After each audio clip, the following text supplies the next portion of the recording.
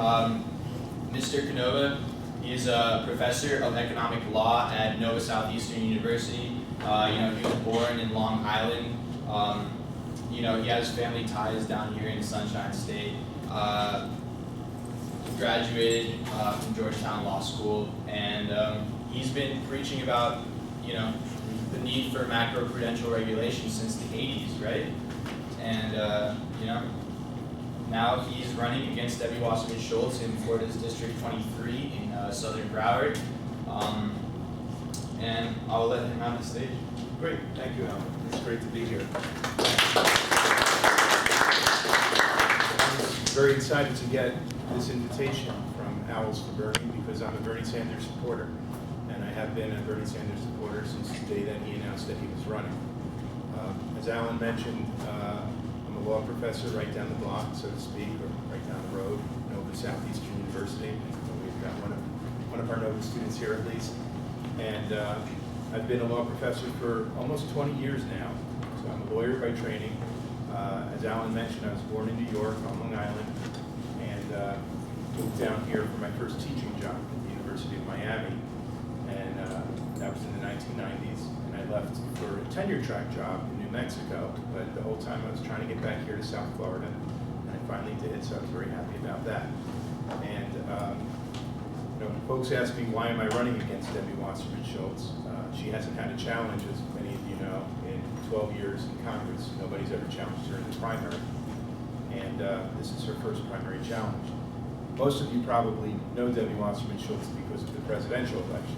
How many of you have heard about her role as the head of the Democratic National Committee? So, Louder? A little louder? Yeah. Okay. So Debbie's role has been a controversial role as head of the Democratic National Committee.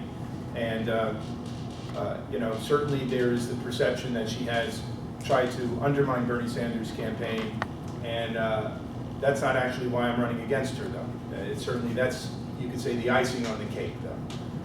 Last summer, I started working with a bunch of community groups, Citizens Trade Campaign, to lobby members of Florida's congressional delegation against the Trans-Pacific Partnership. How many of you have heard of the TPP? This is a well-educated audience, that's great. So we were lobbying against the TPP. It would undermine jobs in the United States. It would undermine health and environmental regulations. I could go into a lot of detail about why the TPP is real bad, and I want to save a lot of time for discussion, for questions, for answers, for all kinds of discussion. So I won't go way into the TPP right now, but suffice to say that we lobbied Debbie Wasserman-Shultz's office. There was no response whatsoever. I've been teaching international trade law for most of 20 years, and I had plenty to say. It's the only law school in her whole district, and could not even get an email return, not just from her, but from anyone on her staff. And at the end of the day, she voted to fast-track the TPP. When the TPP comes up in Congress, we don't know when it'll be. It could be any day, it could be at the end of the year, but when the congressional leaders decide to bring it up, it's going to be a fast-track process. That means an up or down vote without any amendments. And that's been the process that has led to a lot of bad trade agreements in the past. So I was disappointed with her stance on the trade issue. And I started looking at her record, and a lot of us were. In the past, well, from 2012 to 2014, she took over $330,000 from groups that are for the TPP, corporate groups. She took only $20,000, $23,000 from groups opposed to the TPP. And that's because most groups opposed to the TPP don't have a lot of money to spend in lobbying. And this is a pattern of my opponent. She has been taking a lot of corporate money, millions of dollars over the last few years, and she has been voting in the corporate interest against the interests of the people of Florida's 23rd Congressional District. So I want to just highlight some of the differences that my opponent and I have on these issues. She takes money from Goldman Sachs and from all these Wall Street banks. I've spent the last really 20 to 30 years opposed to financial deregulation for Wall Street. I've got a very long record of it. In 2010, as a law professor, I was working with Bernie Sanders' Senate staff, as well as some congressional staff, on the Dodd-Frank Wall Street Reform Act, or what became the Dodd-Frank Wall Street Reform Act. And we worked on the transparency provisions dealing with the Federal Reserve. A year later, Senator Sanders named me to an advisory committee on reforming the Federal Reserve. So I've been, my whole career, opposed to Wall Street banks being deregulated. Debbie Wasserman-Shultz has been taking Wall Street money, and just in the past 2 years, she has voted to cut back, to pull back on the Dodd-Frank Act. So for instance, she voted to prevent the Consumer Financial Protection Bureau from writing rules to regulate payday loans. Those are those very high interest loans that mostly poor folks who don't have checking accounts have to go to for some kind of an advance, and they pay 300, 400, or 1,000% interest rates. She voted to cut back on the Consumer Financial Protection's ability to write rules regulating racial discrimination in car loans. So these are just transfers of money from common people to big Wall Street banks, big financial institutions. I mentioned the TPP already. She has been taking money from private prison companies, from alcohol, beverage companies, and the political action committees. She has been pushing for privatization of prisons. She's a drug warrior. She was against the medical marijuana referendum that was on the Florida ballot 2 years ago. It got 58% of the votes, I believe, statewide, which is incredible when you think of a state like Florida, that 58% wanted medical marijuana here, and it needed 60% to pass, so it went down. It did not pass. In her district, I've heard that upwards of something like 70% of constituents voted for medical marijuana. So this is a big difference that I have with her. I was in favor of medical marijuana. I was in favor of it when I was a professor in California. I was in favor of it in 2014 here. I'm against the drug war completely. I like what Bernie Sanders has to say about descheduling marijuana from the federal list of dangerous drugs. Let state voters decide their own drug policies. We see all around the country states that are decriminalizing marijuana. Some states are actually legalizing it. They've got flourishing industries. They collect a lot of revenue and taxes. They create a lot of jobs. We should be focusing on real dangerous drugs. Like here in South Florida, there's this Flocka epidemic. How many of you have heard of Flocka? Right? This is bath salts imported from China. It makes people absolutely crazy and violent to themselves and to other people. Dangerous to themselves and to other people. We've got an opioid problem where doctors are basically overprescribing opioids. You've got a heroin epidemic as a result as well. Those are real serious drug problems that need to be addressed first as a public health problem, and secondly perhaps as a criminal justice problem, but certainly marijuana doesn't rise to the level of being a criminal justice problem.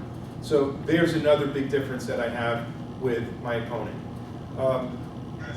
I'd say one of the main reasons I decided to jump in this race is I've been a professor for so many years. I see what my students are going through, the kind of lousy job market that students are facing. And here I'm talking to an audience of students, and I'm probably not telling you anything you don't already know. At Nova, I've got law students. They go deeply in debt. They're paying way too high interest rates for student loans.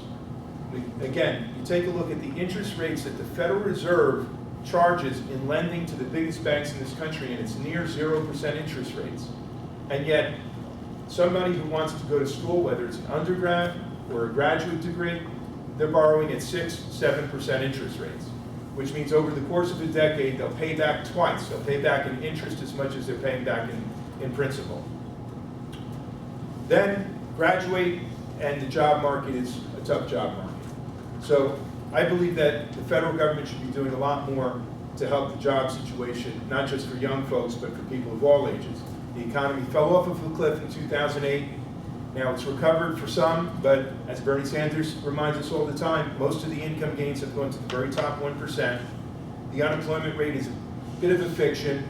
When you take a look at the unofficial unemployment rate, the real unemployment rate, where you add in people who are discouraged and have stopped looking for jobs, people who work part-time and want full-time work and can't find full-time work with benefits, we're talking about a jobless rate that would really be a real jobless rate in the double digits, and in some neighborhoods well above 10%. We're talking in a lot of African American and Latino communities in this country and in the state, 40, 50% unemployment rates effectively. You add a drug war onto that, mass incarceration, this is like a nightmare sometimes when you look at it. So there are a lot of things that I've been proposing and that Bernie Sanders has been proposing. Big infrastructure project, jobs programs, the kind of public jobs programs that led this country out of the Great Depression under Franklin Roosevelt with a New Deal. And we haven't seen much of it. Part of it might be the administration. A lot of it is, of course, the Republicans in Congress have stopped the administration from going down any of these roads. But we need leadership in Congress that isn't going to take corporate money and that are going to be looking out for regular folks. I should say, in addition to all these issues that I'm laying out, a big issue for South Florida has got to be climate change. You know, here it's not something theoretical. There are studies saying that within 20 years or sooner, big parts of Miami, Dade County, Broward County, the whole coastline of Florida could be underwater. And you already see when it's high tide and no rain clouds in the sky, you know, when you have those king tides, where I live in Hollywood, a lot of streets are flooding now. So we have to figure out a way to shift from a carbon-based economy to solar and wind and do it quickly, and that's going to require really trillions of dollars in public investments. And where does that public money come from? You know, again, my opponent and a lot of corporate Democrats, their idea of infrastructure is essentially to have state and local governments borrow from bond markets, pay a lot of interest, and you know, they're always strapped for money then. They're not going to get the job done. The American Society of Civil Engineers says that this country is facing an infrastructure deficit of something like $3 trillion over the next 5 years. And that doesn't even count the cost of converting the economy from a carbon-based to sustainable alternative renewable energies, which is what we really need. So I know I've laid a lot of issues out there on the table for you. I want to say a few words about this campaign. We jumped into this race about 7 weeks ago, so it's not even been 2 months yet.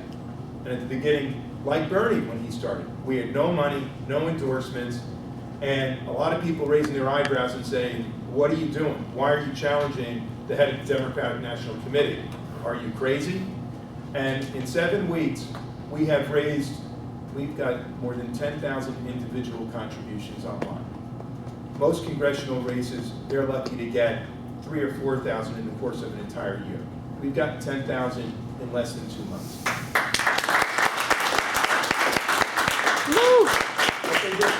When it started taking off, I remember, this was about a month ago, I was watching Senator Sanders on TV, and Senator Sanders was saying that his average contribution, does anyone know what his average contribution is?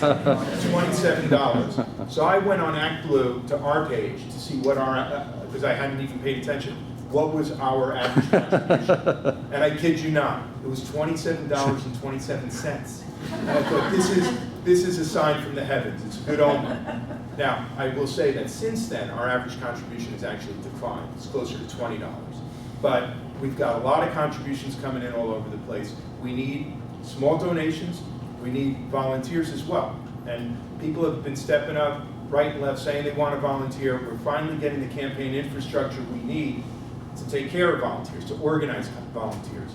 So we have a campaign headquarters in downtown Hollywood. I'm here with a couple of my campaign staff right now, Lorraine Joseph, and she'll be taking down anybody's names and information who wants to volunteer on the campaign. In the back is Richard Bell and another campaign staffer here. And you know, I urge you to think about contributing to this campaign, to donating, and maybe more importantly, to volunteering. I think volunteers are going to do a lot of great things in this campaign. I would guess by the end of this campaign, our election day is August 30th. That's our primary election. By then, we're going to raise a lot more money, hundreds of thousands of dollars, maybe over $1 million, which sounds like a lot. It sounds like, well, if you're raising that kind of money, what problems do you have? We're up against a big corporate machine. We're not taking any corporate money, not a penny of it, no PAC money, no super PAC money.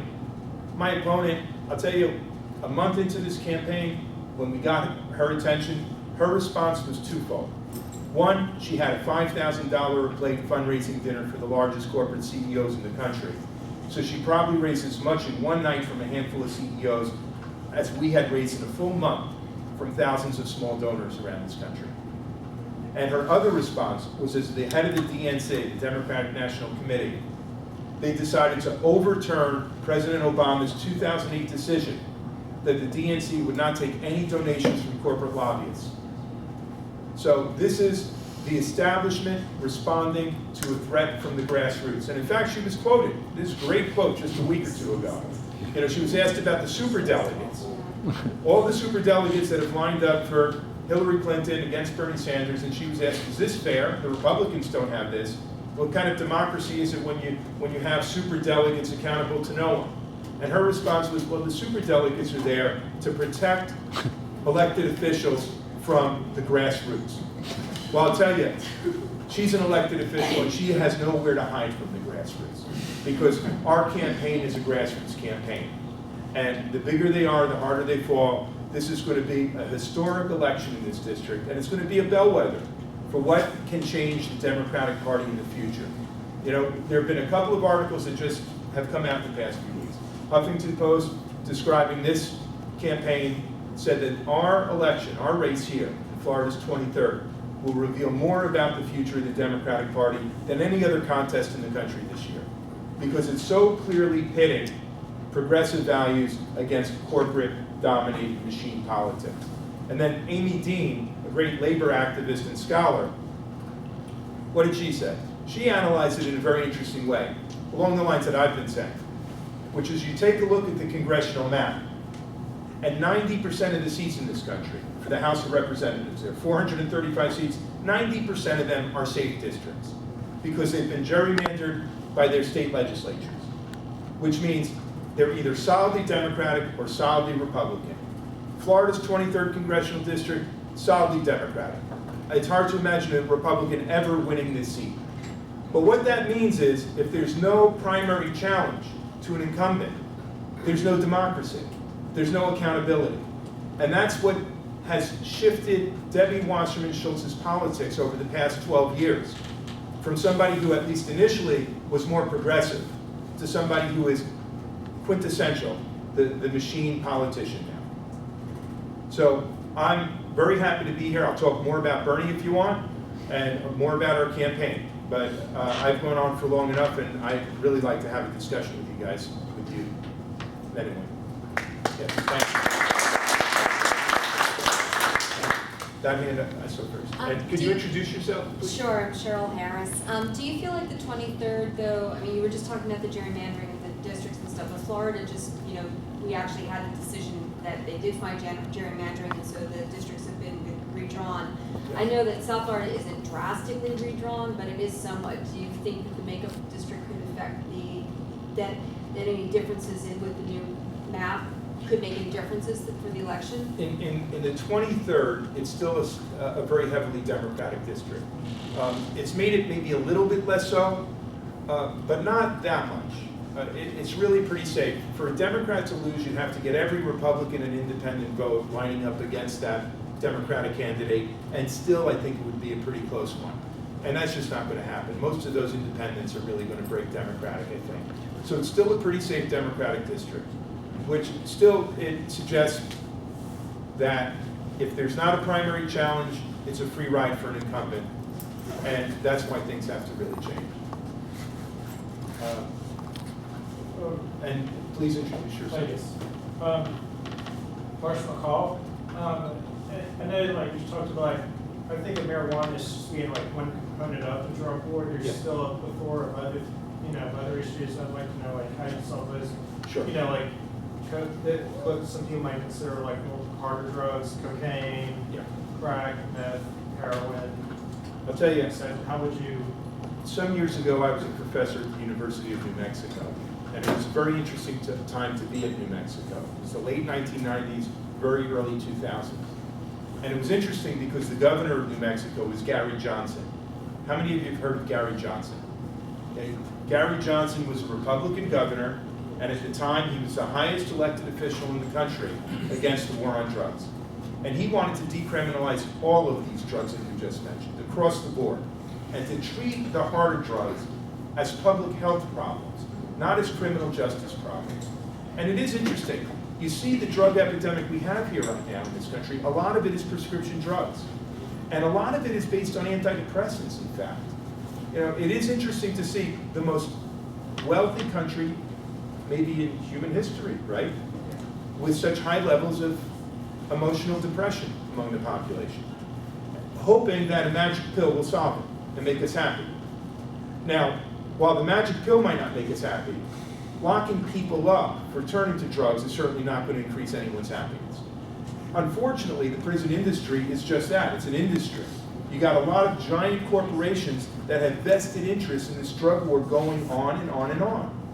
You know, when we take a Pledge of Allegiance, we are, what is it, liberty and justice for all. We have to have more liberty in this country.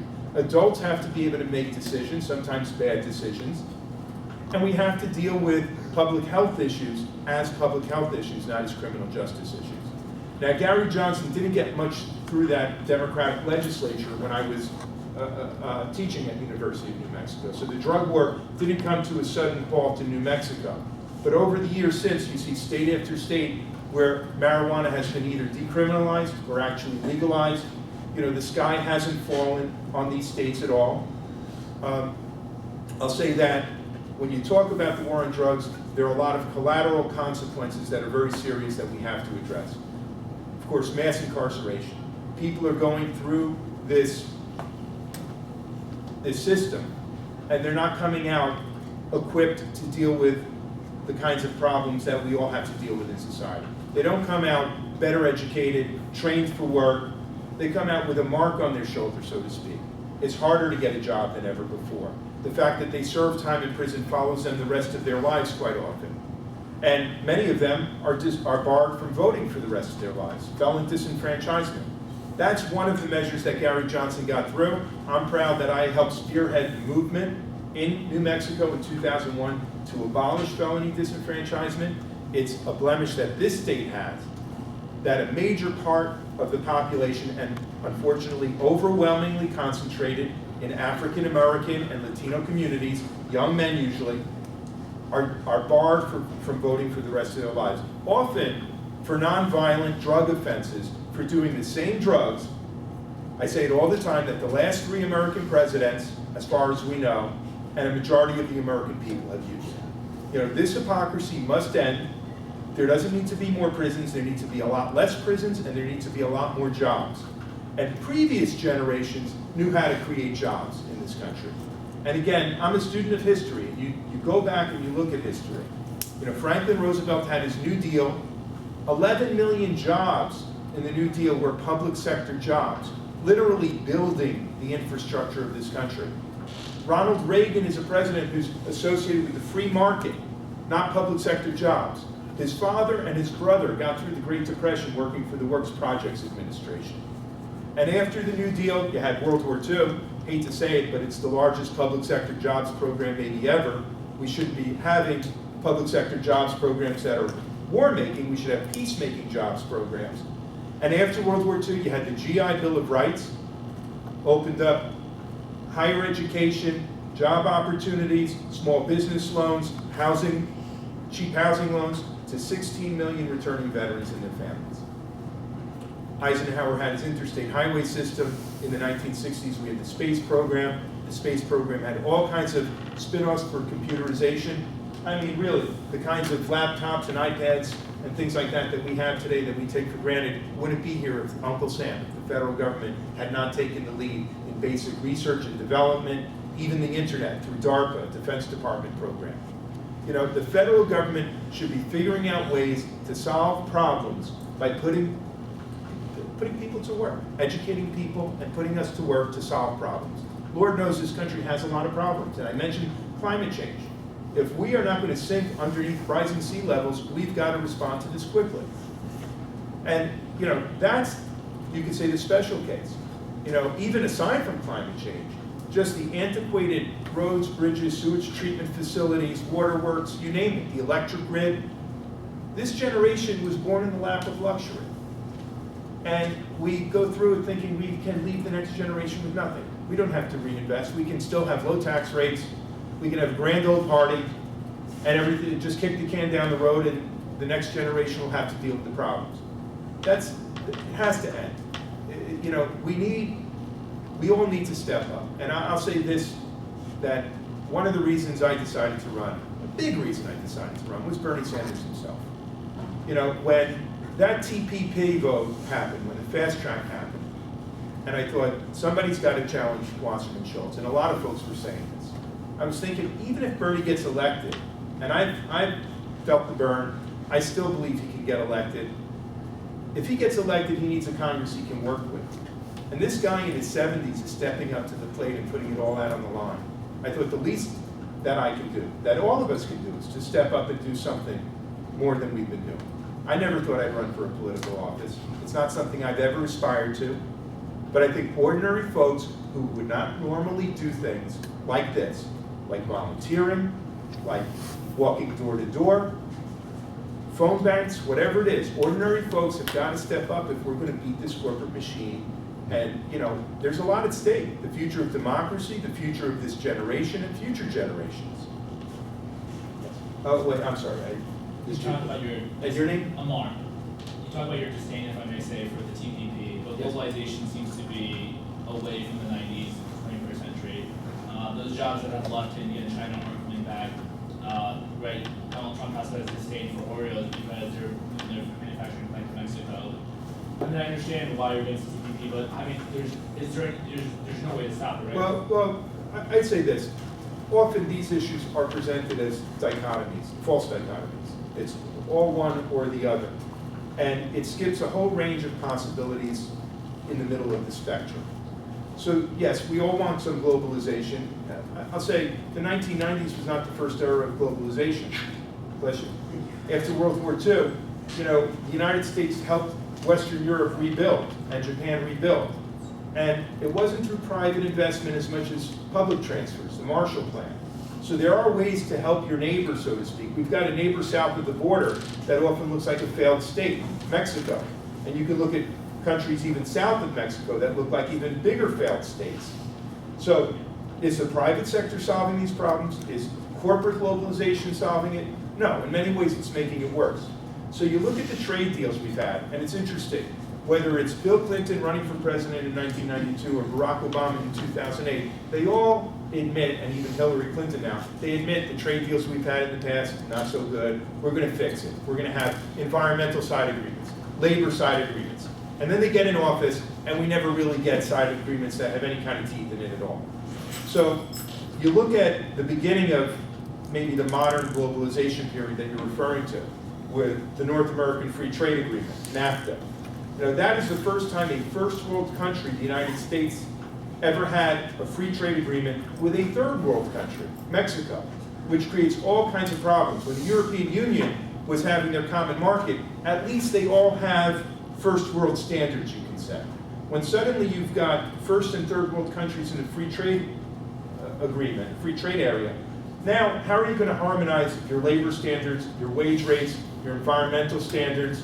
And it ends up undermining our standards. That's the problem. It's a race to the bottom.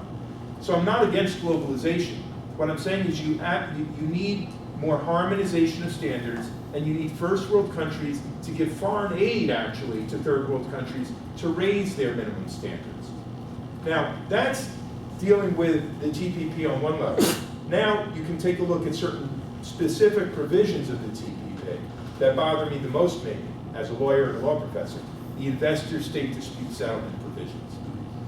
What this allows is for a foreign investor, a giant corporation, to challenge our laws, whether it's federal, state, or local laws or regulations, and to claim that those regulations are impeding upon their future profit opportunities, sort of as a taking of private property, requiring just compensation. And when they challenge these laws, they're not challenging them in American courtrooms. They're suing under arbitration panel, in front of arbitration panels. You take a look at the arbitration panels, and they're made up of arbitration judges who are actually corporate lawyers who usually represent these same big firms. And the arbitration panels can't strike down the national, state, or federal laws, but they can order compensation to be paid to the big foreign corporation that's claiming that the law damages them. So let me give you one example. It's not under the TPP because the TPP hasn't passed yet. It's under NAFTA, the North American Free Trade Agreement.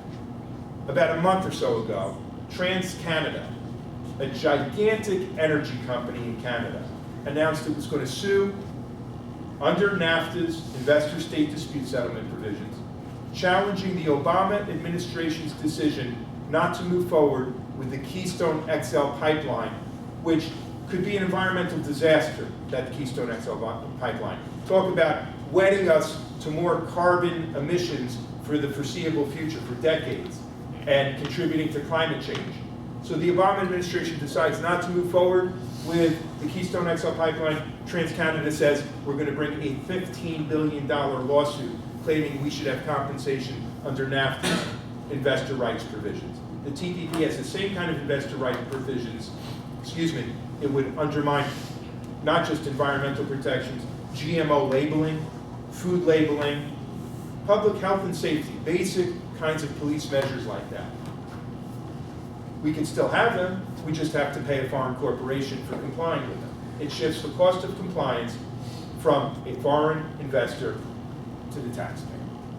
So it's a bad deal all along. And there's a tendency to say, well, we're going to trust our elected leaders, the administration, the Office of Trade Representative, they negotiated this. You take a look at the negotiations. Members of Congress weren't involved in the negotiations at all. Members of civil society weren't involved. There were something like 300 corporate lobbyists that were in the room. They were allowed to not just see the negotiating drafts, but to actually work on the negotiating drafts. And you've all heard of Senator Elizabeth Warren from Massachusetts? She's talked about this. When she went to take a look at the negotiating drafts of the TPP, she was ushered into a small room. Her cell phone was taken away, can't take any photographs, can't take any notes, can't have a staff member with you. You got an armed guard at your shoulder. This is how a U.S. Senator is going to do oversight of a trade agreement. No wonder why they want to fast track it up or down without amendments. It's a rigged process, and this is what Elizabeth Warren said at the time. She said, a rigged process usually has a rigged outcome. And that's a good metaphor, you could say, not just for the TPP, but for our whole political system. We've got rigged processes in this political system, and we keep getting rigged outcomes. We've got to unrig it. Anyone else? Yes, Doug in the front row. I'm Doug. I've never actually asked this before, and I'm just curious. There's been a lot of social issues going on recently with the idea of religious freedom. We've seen a lot of religious freedom bills coming up in different states, which are a lot of them are blankets for discrimination. Do you, under any circumstance, support a religious freedom bill? And if you do, under what circumstances would that bill have to meet your standards for you to support it, if you would at all? I've not seen a religious freedom bill that I've supported. And I must say it's not been on my radar.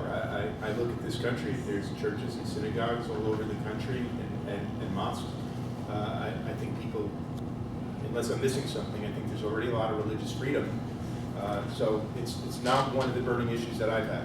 I should mention that there are a bunch of issues I agree with Debbie Wasserman-Shultz. I do. I agree with her on women's rights, on rights for gay and lesbian brothers and sisters, on family leave. I'd go further than her on family leave. I think there should be paid family leave, paid vacations. You take a look at European countries, Germany, Italy, right? But I think Germany and Sweden, everybody's got something like a month of paid vacation. They've got maternity and paternity leave. These countries aren't basket cases. Germany's beating the daylights out of us in trade. So there's no reason this country, we have the wealth, we can do this. People, they criticize Bernie Sanders and say, well, where's it coming from? Where's the money coming from? We don't see, how are you going to pay for it? Well, folks who are saying that don't want to actually read Bernie Sanders' plans. Because everything that he's talking about, he's accounted for where the money's coming from.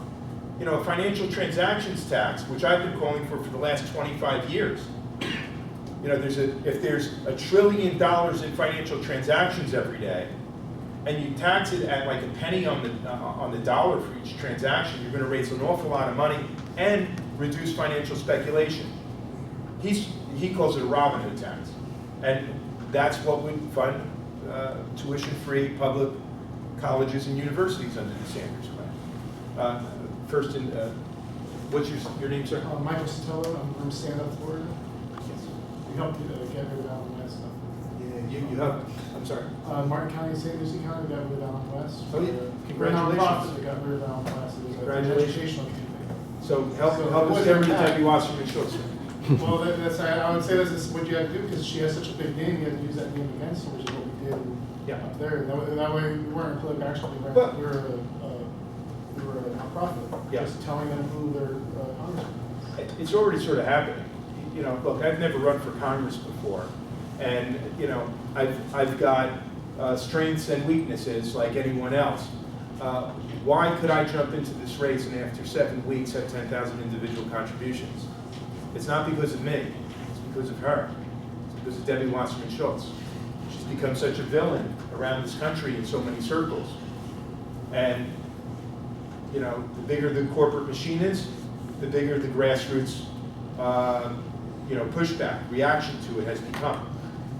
And is there a question? Yeah, my question was, first I wanted to comment on what you said there, because when I work out, I listen to the Al Gore versus Ross Perot debate, and it's the same debate almost right, and he said it was word for word the same exact thing you were saying about the TPP. He was saying about NAFTA. Who was saying that? Perot? Ross Perot, yeah. And everything that he said just Came to pass. Yeah, A lot of it did. Yeah. I know. So I was like, man, this is crazy. So when I was listening to it, and but my question was, I look at your district, and is there going to be a problem because it's not a November election when people go to vote? Or Well, do you think you get advantage of that? Yeah. Or like, I'll tell you. how would that work? So the presidential primary is coming up soon, March 15th. And on one hand, I thought it'd be great if our congressional primary was the same day. We'd get all those Bernie supporters coming out for us maybe. But the truth is, we're fortunate it's not, our race is not March 15th. It gives us time to organize. I only jumped in this race in the first week of January. Maybe if I had been planning this, you know, all last year or something and jumped in many months earlier, that'd be another story. But you know, we have an August 30th primary, which means we've got 4 prime summer months, May, June, July, and August, where I'm not going to be teaching, and we're going to build an army of volunteers to win this race on the ground. I'm saying we're going to raise a lot of money. She's going to raise a lot more money. She's going to waste her money spending it on expensive TV that people don't watch it. And do you have any any early endorsements right now? Yeah, so we've got Democracy for America, Broward County. We've got the Progressive Democrats of America in Florida's 23rd district. And we're waiting any day now for, we're talking to the national nurses. They like us a lot. And the Communication Workers of America like us a lot. In fact, I think they're sending us an endorsement real soon. This will get down to like Bernie and Hillary coming down here to like, or the president coming down. Well, yeah, no, the presidential candidates will be coming to Florida soon, right? Before March 15th. After March 15th, who knows how much national figures come to this district. But this particular race that we're in is going to get plenty of national attention. Yeah, Mitch. And please I'm introduce Mitch Stolberg, Apple Yard, with the Oakland Park Democratic Club. Big fan and friend of Tim. Just want to remind everybody what your political persuasion is here in this room, but this is a closed primary state that includes voting for Tim. He is a Democrat running up in a Democratic primary against a Democrat. If you know anybody in his district, District 23, you need to make sure that they are Democrats, just like we tried to get everybody to register as a Democrat to vote for Bernie. There are some 200,000 independent, nonpartisan people still in the state of Florida that have not switched to vote. They will not be able to vote in the primary unless they're voting for a nonpartisan candidate. So make sure that if you know anybody in his district, that they are, you can, after the primary election for Bernie, you can go back into the process and change your registration to a Democrat in order to vote for Tim. That's right. Folks have to be registered as a Democrat by August 1st to vote in the August 30th primary. Is that correct? Yes. Yes. One thing I wanted to ask you is, it's kind of cute. I'll think of that goes when I was special. Okay. Yes. Another thing, the thing that bothered me the most when I was doing this, working on these campaigns, all these other things, that Alan West and Debbie Wasserman-Shultz, they were very negative towards each other. They call each other names on the floor. They have a nasty email fight. One thing, but the thing is, they both voted for the National Defense Authorization Act in 2012, which allowed the government to put people, American citizens, indefinitely in Guantanamo Bay. like, when you say you agree with things on her, is that, what do you think about when she does those kind of things? Well, yeah, no, I highlighted a few issues I agree with her on. There's an awful lot that I disagree with her on. You know, I often hear folks say we need more bipartisanship, right? Democrats and Republicans working together. There's not enough of that. I'm actually quite afraid the times that the Democrats and Republicans do work together. It usually is very bad news for this country when they work together. You know, the Bush tax cuts, they work together. Extending the Bush tax cuts, they work together. You take a look at that income tax structure. Certainly, some of what you were just mentioning, the Defense Authorization Act, Patriot Act. I mean, this is when there's bipartisanship. Unfortunately, it's usually when corporations are pulling the strings behind both parties. That's not the kind of bipartisanship we need. Yeah, Can I just say one other thing about Debbie Wasserman-Shultz and Chuck Schumer? I don't know if anybody knows this. Chuck Schumer and Debbie Wasserman-Shultz are the go-to people for campaign donations. They will go to anybody in corporations to get money for other candidates in the Democratic Party that are also corporate Democrats. So if you are a progressive, you're not going to really get much money from the Democratic Party, but meanwhile they will heavily donate and support corporate Democrats, people like them, in order to shut them out. They're doing that to Canova in Miami, and a couple other progressive Democrats, and then that really isn't that progressive. But they're pushing for their type of people that are going to toe the line along with the rest of the corporate Democrats. So they will go to anybody, all the banks, Goldman Sachs, the drug companies, the medical companies. They will go to the prisons, the privatized prisons, and they'll go to the industrial war complex, which is huge donations to their campaigns. Yeah. And, you know, I mentioned Amy Dean before, the piece that she wrote, and she was saying that the campaign we have going here could become a blueprint for the future. That you've got these safe districts all over the country, and without primary challenges, essentially it means that all the incumbents will get bought up by corporate money. And that if we can challenge a powerful incumbent and do it through a grassroots movement, it's grassroots finance. We're accountable to no corporations. We're part of the grassroots. That it becomes the template, the model for labor, progressive Democrats, grassroots folks to use in primary challenges all over the country. And I'm talking to folks, some folks who have been very involved in the Bernie campaign actually. Some of whom might come onto our campaign in just 2 weeks after the Florida presidential primary. And we're talking about trying to create the kind of platform where progressives all over the country in 2018 can challenge incumbent Democrats in their home districts. And not just Democrats, get progressive Republicans committed to campaign finance reform to challenge entrenched corporate Republicans as well. So this is where we got to go if we're going to break this stranglehold that the corporations have had. Yes?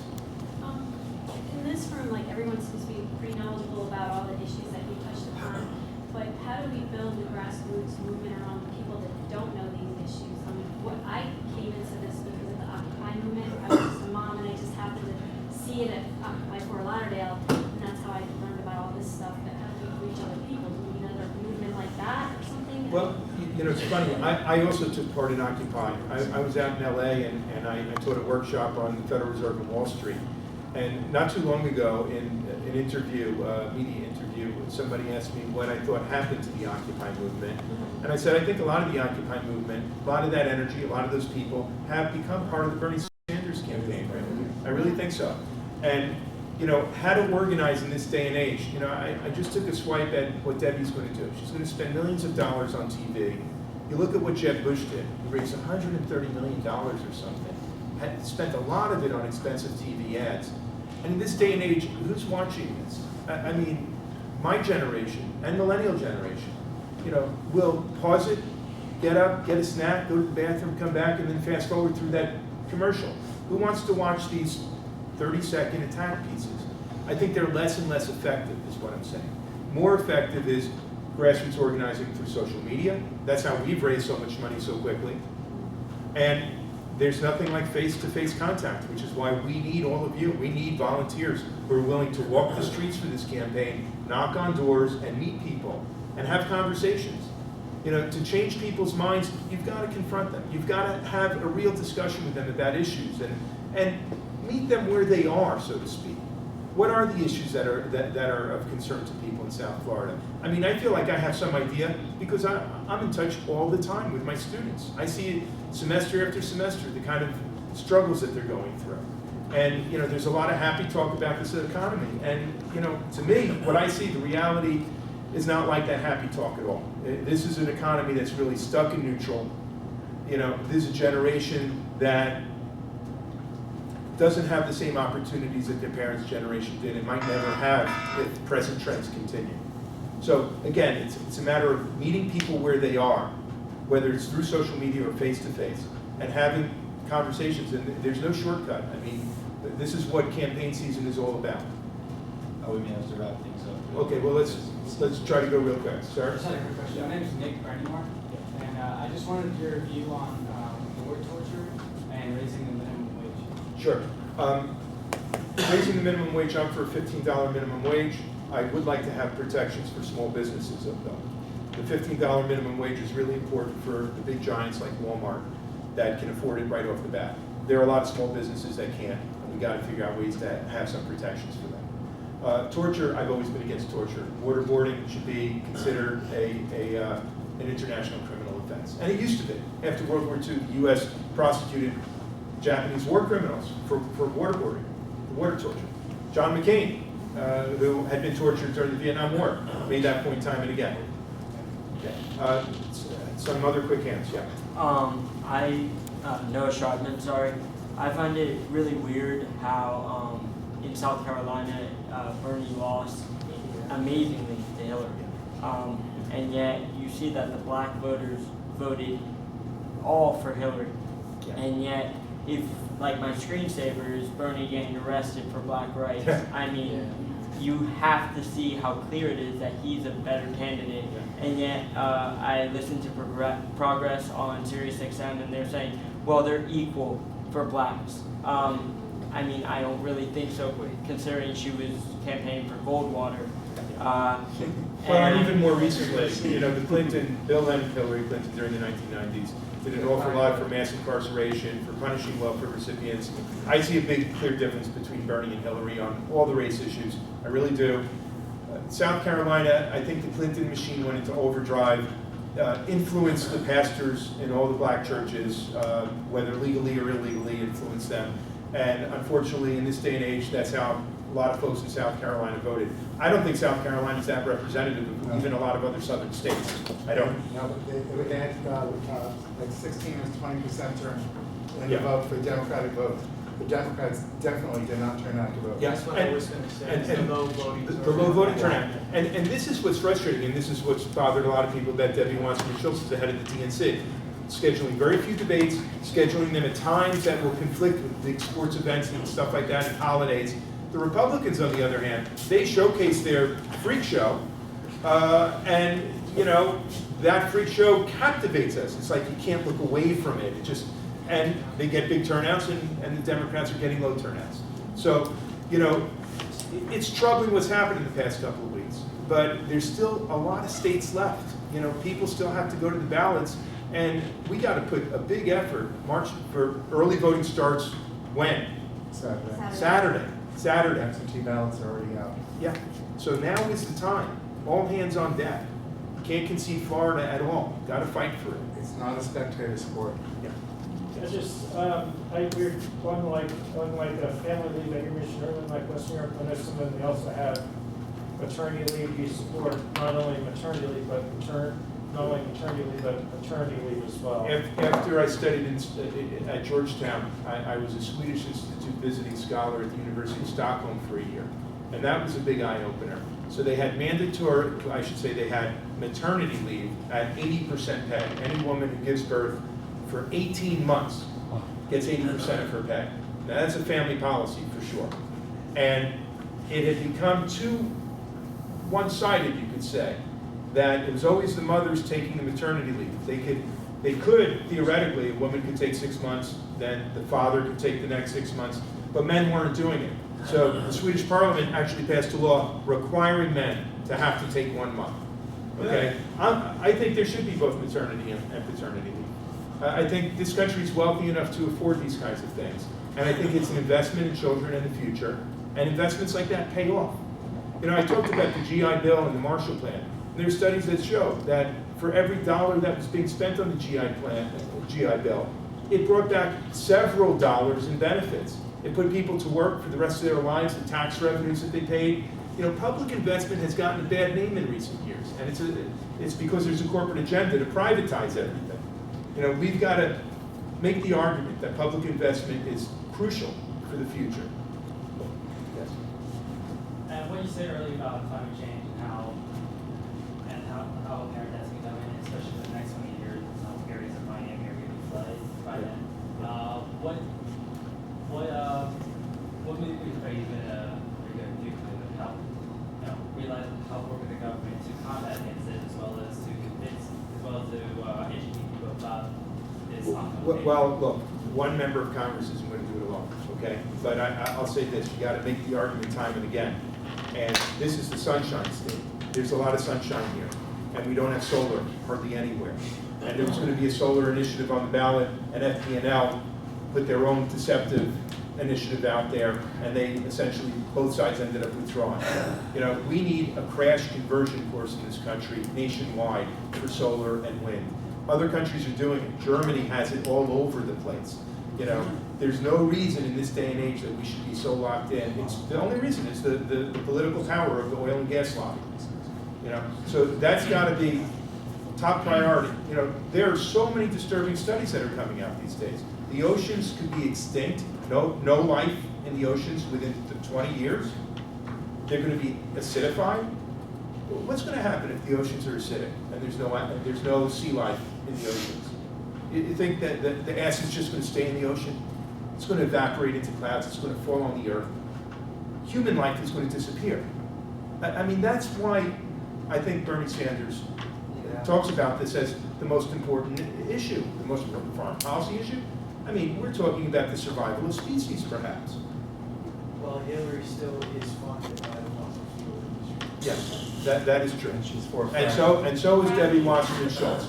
And whether we can take down, whether we can get Bernie Sanders elected or not, and really, God willing and all of us willing, I hope we can get him elected. But either way, after March 15th, please turn your attention to Florida's 23rd. We beat Debbie Wasserman-Shultz, and that is going to be sending a signal around this country. And it's going to be creating the model for doing it all over this country, for taking back Congress in a big way. We got to think big. These problems are big. They're not going to be solved by having, you know, another corporate Democrat who happens to be a little bit better on a few issues triangulate. You know, we need a grassroots movement and we need a grassroots strategy to unseat these incumbents and have progressives. You know, and I hope all of you start thinking.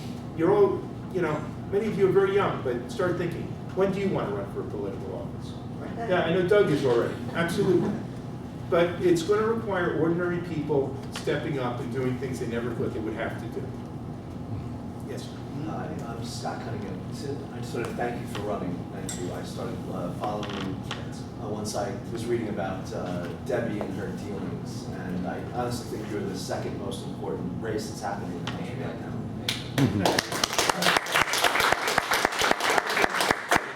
I've been around long enough to see that the issues are it's not the number one thing that's affecting people right now in how they're voting. It's unfortunate and it's reprehensible, actually. I want to know what. Yeah, well, I want to know what's. First of all, if you're like what just happened with Tulsi Gabbard with her The Hawaii Congresswoman who resigned from the just Democratic resigned, National who's Committee. had a back and forth with Debbie. Yeah. And she endorsed Bernie Sanders. She endorsed Bernie, and I wonder if you you have any piggybacking or connections, because my opinion is a lot of what's going on now is your time. Like you've got a lot, there's a boogeyman right now. Yeah. And I was speaking to someone else's campaign manager, another Democrat who's running for the first time in the 19th district. And she is a force. She is a force, Debbie Wasserman-Shultz. Sure she is. Absolutely. She can be. And she absolutely can be. Eric Cantor got beat 2 years ago. He was the second. What's that? Just a large voter turnout. Large voter turnout, absolutely. You know something? Look what Bernie did in New Hampshire. Yes. You know, he got the millennial vote, something like 80% of that vote. Independent voters. And independent voters, that's right. We got to get independents who will register Democrat to vote for us in August. We've got to get even some Republicans. Well, we don't have to, but we should reach out to everybody. And we got to make sure that millennials, who, if they know the issues, they're not going to vote for Wasserman-Schultz. They're going to vote. No, for they them. have to show up. They got to show Yes. up. Yes. That is the key. And that's they what gotta show up. I'm Gen X, and it's really like you young people, like you're it, like you're Yes, you're it's it. up to them. You guys are you're the force that can change this and make it work. I agree, but I'll say this, that when you look at what Bernie did in New Hampshire, he took the millennials overwhelmingly. He also won the boomers, I believe. You know, and right? He had a majority of the boomers. And you take a look at issue after issue, this lousy job market, the way the middle class is evaporating.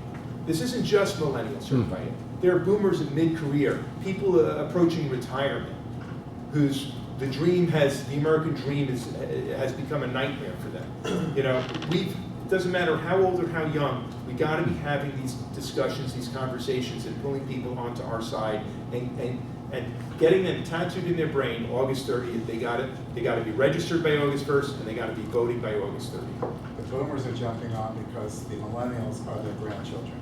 Yep. And they're concerned about their life and what's going to happen to them and what they're going to leave, because the boomers went after the Vietnam War, went home and took care of themselves. And they forgot about the X generation. The X generation kind of fell asleep also.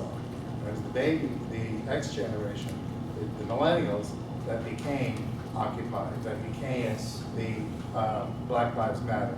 You think about Black Lives Matter and think about Black Panthers. It's the same thing 40, 50 years later. Nothing has changed. That's right. They're waking up. It's time that we wake up and realize 40 years in the process of this going on, we have not changed a thing. That's right, and over those 40 years, in many ways, things have gotten worse. The mass incarceration has gotten bigger. The power and wealth of the top 1/10 of 1% has gotten even bigger, much bigger in the past 40 years. So we've been kicking the can down the road, and what I've been saying is, we're running out of road. It's time to kick it back. Yeah. Also, another thing, I'm Jamie, by the way, another thing I need to interject is, I think that the election season should be a holiday season, so people don't have to go to Sure, work and it should go absolutely, on. absolutely, I agree.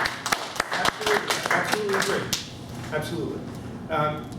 You know, this campaign is going to be a lot of work. It's already a lot of work for me, I tell you. I feel like I'm working 3 jobs right now.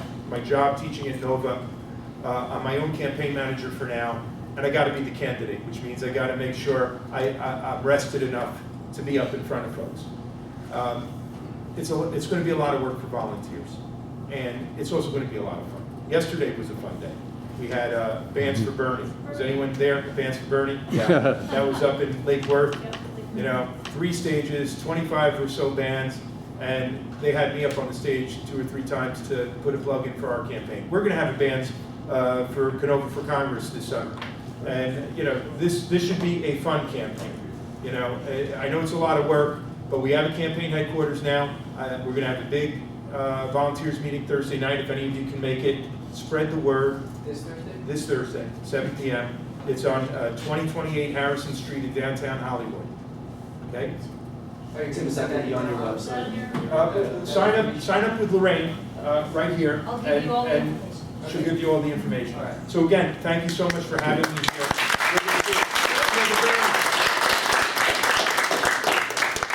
All right, guys, before you leave, sign up.